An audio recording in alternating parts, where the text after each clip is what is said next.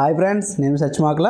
ఫోన్పేలో కొంతమందికి ఒక ప్రాబ్లం వస్తుందండి ఈ మధ్యకాలంలో. అదేంటంటే వేరే వాళ్ళ అకౌంట్కి వేస్తే కనుక అమౌంట్ వస్తుంది, కానీ వాళ్ళు వేరే వాళ్ళ అకౌంట్కి అమౌంట్ పంపడానికి ట్రై చేసినప్పుడు పేమెంట్ ఫెయిల్డ్ వచ్చి మీ బ్యాంక్ అకౌంట్ లింక్ అయిన ఫోన్ నెంబరు చేంజ్ అయింది. అలాగే మీ బ్యాంక్ అకౌంట్కి ఏ ఫోన్ నెంబర్ అయితే లింక్ అయిందో ఆ ఫోన్ నెంబర్తో మీరు మరలా ఫోన్పే రిజిస్టర్ అని చెప్పి మెసేజ్ వస్తుందంట.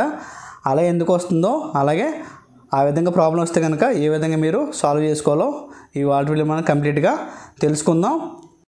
ఈ విధంగా మీకు పేమెంట్ ఫెయిల్డ్ వచ్చి mobile number linked with your bank account has change అంటే కనుక మీ బ్యాంక్ అకౌంట్ లింక్ అయిన ఫోన్ నెంబరు మారిందని దాని అర్థం. ఇలా మారడానికి చాలా కారణాలు ఉండొచ్చు. అదేంటంటే మీరు కొత్తగా వేరే ఏటీఎం కార్డు తీసుకుని ఉండొచ్చు. అప్పుడు ఏటీఎం అప్లికేషన్లో మీరు ఇదివరకు వాడే ఫోన్ నెంబర్ కాకుండా వేరే ఫోన్ నెంబరు మీకు తెలియకుండా రాసి ఇచ్చి ఉండొచ్చు. అప్పుడు ఏం చేస్తారంటే బ్రాంచ్లో ఏటీఎం కార్డు ఇష్యూ చేసాం కదా, ఒకవేళ ఫోన్ నెంబర్ కూడా మార్చాలనుకుని ఆ ఫోన్ నెంబర్ కనుక మీ అకౌంట్కి అప్డేట్ చేస్తే కనుక అప్పుడు మీకు ఇలాగా ఈ ప్రాబ్లం రావచ్చు. అలాగే ఇప్పుడు నేను చెప్తున్న కేసు ఒక స్పెషల్ కేసు.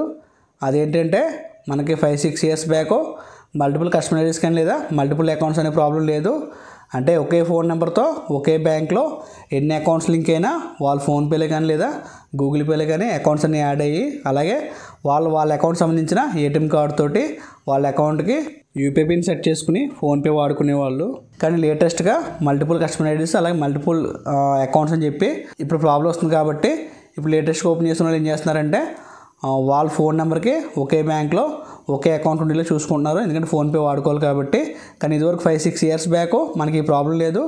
అలాగే ఆ టైంలో చాలామంది వాళ్ళ అకౌంట్ ఫోన్పే క్రియేట్ చేసుకుని ఉండొచ్చు. అలాగే వాళ్ళ ఫోన్ నెంబర్కే వాళ్ళ నాన్నగారి అకౌంట్ లేదా వాళ్ళ అమ్మగారి అకౌంట్, వాళ్ళ పిల్లల అకౌంటు, వాళ్ళ భార్య అకౌంటు, అలాగే వాళ్ళ అకౌంట్ లింక్ అయి ఉండొచ్చు. వాళ్ళ ఫోన్పే అప్పటి నుంచి కూడా వాడుతున్నారు, వాళ్ళకి ఏం ప్రాబ్లం లేదు. కానీ సడన్గా కొంతమందికి ఈ విధంగా పేమెంట్ ఫెయిల్ అని చెప్పి వాళ్ళ ఫోన్పేలో ఇలా ఆగిపోతుంది. ఈ విధంగా phone number linked with your bank account has change అని చెప్పి మెసేజ్ వస్తుంది. దానికి కారణం ఏంటంటే మన యూనియన్ బ్యాంక్ ఆఫ్ ఇండియాలో ఒకే ఫోన్ నెంబర్తో చాలా అకౌంట్స్ కనుక లింక్ అయితే కనుక సెంట్రల్ ఆఫీస్లో ఏం చేస్తున్నారంటే డైరెక్ట్గా అన్ని అకౌంట్స్ కూడా ఆ ఫోన్ నెంబర్ని డిలీట్ చేస్తున్నారు.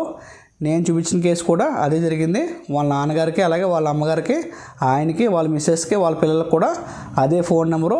అందుకని ఏం చేశారు, సెంట్రల్ ఆఫీస్లో డైరెక్ట్గా అన్ని అకౌంట్స్ కూడా ఆయన ఫోన్ నెంబర్ని డిలీట్ చేశారు. అప్పుడు సడన్గా ఆయన ఫోన్పే ఆగిపోయింది.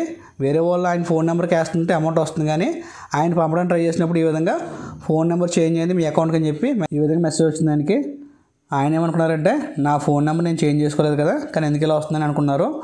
ఎవరైతే వాళ్ళ ఫోన్ నెంబర్ చేంజ్ చేసుకోకపోయినా వాళ్ళ ఫోన్ నెంబర్తో చాలా అకౌంట్స్ ఉన్నాయో అప్పుడు ఏం చేస్తున్నారంటే సెంట్రల్ ఆఫీస్లో డైరెక్ట్గా ఆ అకౌంట్స్ అన్నిటికి కూడా వాళ్ళ ఫోన్ నెంబర్ డిలీట్ చేస్తున్నారు.